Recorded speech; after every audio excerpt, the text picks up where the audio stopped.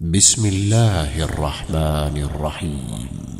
لم يكن الذين كفروا من أهل الكتاب والمشركين منفكين حتى تأتيهم البينة، رسول من الله يتلو صحفا مطهرة فيها كتب قيمة، وما تفرق الذين أوتوا الكتاب إلا من بعد ما جاءتهم البينة، وما أمروا إلا ليعبدوا الله مخلصين له الدين حنفاء ويقيموا الصلاة ويؤتوا الزكاة، وذلك دين القيمة.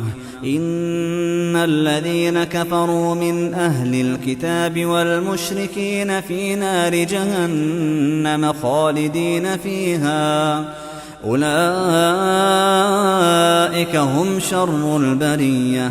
إن الذين آمنوا وعملوا الصالحات أولئك هم خير البرية، جزاؤهم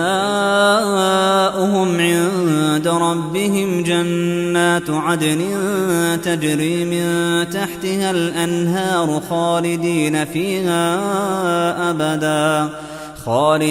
فيها أبدا رضي الله عنهم ورضوا عنه، ذلك لمن خشي ربه.